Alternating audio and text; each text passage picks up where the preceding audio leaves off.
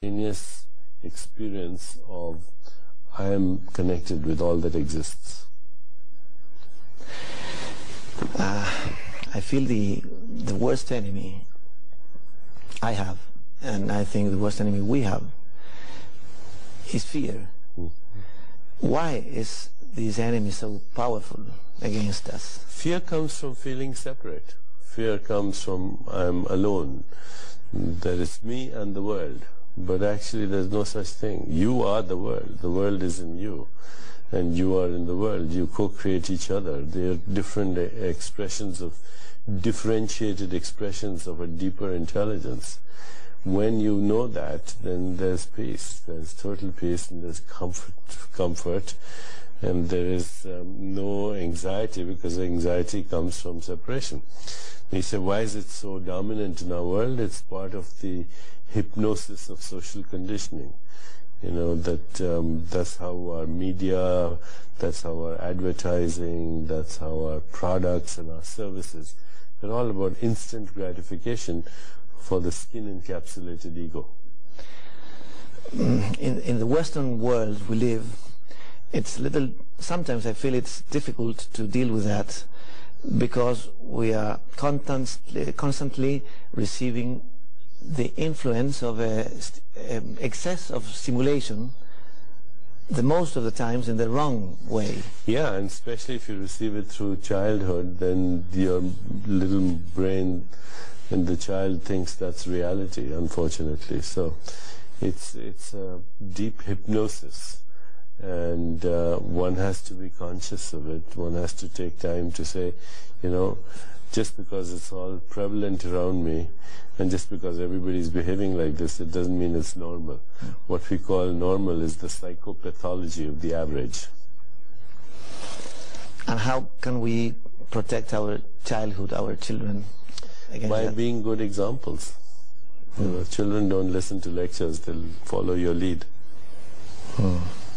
Yeah, as a father, do you have children? Yes, I have 2 grandchildren now. 2 grandchildren. So, well, as a father, I have a young kid. I always think that it's impossible to avoid making mistakes. But that's fine. You make mistakes. You learn from mistakes. You just don't have to repeat the same mistakes over and over again. Well, I think that younger countries are like kids, like younger people. You know? Big opportunities and also big mistakes. And that happens a lot here. What's your vision of our country, of Argentina, or Latin America in general, in nowadays? What is... Well, you see, the old countries also have a burden. Culture is a big burden, because when you have too much history, too much culture, then it overwhelms your creativity. And so, you know, just like you said, that young countries have so much creativity sometimes that it leads to anarchy and confusion.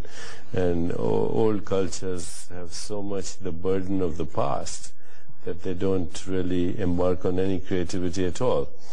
I think we're moving in a new era now, where there will be the hybridization of a global collective intelligence. That's the only way to move forward, is to have cross-cultural understanding, to understand how the minds of different people work and think, to put everything in a context. There's cultural context, there's economic context, there's historical context, there's mythical context, there's religious context.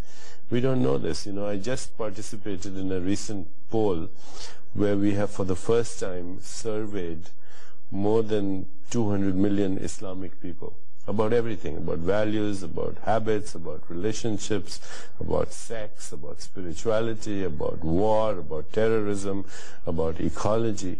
And that information is so important, because how do you negotiate with people, or talk to people, or have a dialogue with people if you don't even know what they're thinking and feeling?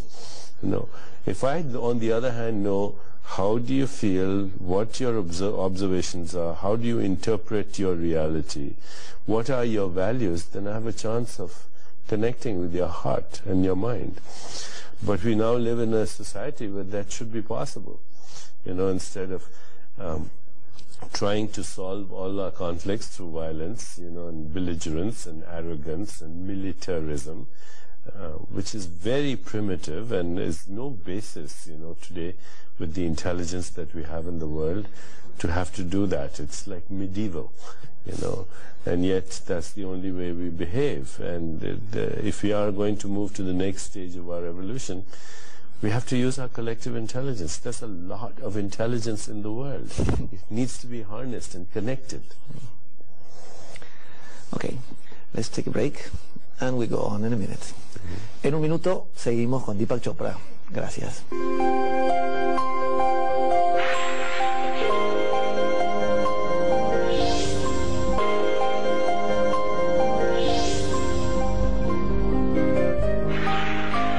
Well, I was thinking, how can we learn about this? Where can we go? Where can we help? Where can we join? And I heard you speaking about the GSA, so you can explain us how's the work there and which are the goals in GSA. Mm-hmm. Well, actually, we have a new foundation called the Alliance for the New Humanity. Mm-hmm. And we have a website in Spanish also and in English. The website is www.anhglobal.org. www.anhglobal.org. It will be on the screen now. Yeah, okay. Now, what this is it's an effort to create a global community, both online, but also virtually and actually geographically, of what we call the new planetary mind. There are a lot of people in the world who are doing amazing things for ecology, for conflict resolution, for women, for children, for human rights, for social justice, for helping the poor become economically free. So they're already doing it. These are like neurons that are all over the planet. The goal is now to connect them. And once you connect them, what you see is, oh, so-and-so is doing this, so-and-so is doing this, so-and-so is doing this. First of all, you get inspired. The second thing is you say that, maybe I can help this person, or maybe this person can help me. So first they come together, then they connect with each other. And once they connect with each other, they exchange information, they exchange inspiration, they morally support each other, and sometimes they come up with creative ideas for even helping each other financially. I think we think of our foundation as a dating service. When you connect two people, you don't know what's going to happen. Okay, they may fall in love. But they should meet. Okay, but they should meet. And so now we're saying is there's so many conscious people, so many conscious communities, so many conscious organizations that are doing so many things. They should meet. And once they meet, we don't know what can happen. Once you reach a critical mass of consciousness with people like this, the world could transform. It took a few mothers to get together in America and say, if somebody drives and they're drunk, that's against the law. Okay, it took a few people to say, you cannot smoke in public places. And now, many restaurants you can't smoke, at least in North America. It takes a few people to change the world, always. It's always been done by a few people. And what we feel is if we start to connect these people and create this critical mass of consciousness, a day may come when they say, if this country goes to war, it's not part of the family of nations. We don't want to have anything to do with them. If they make weapons, if they trade in guns, if they are the biggest dealers of and agents of destruction on this planet, we don't want to have anything to do with them. That will happen. It'll become international law one day.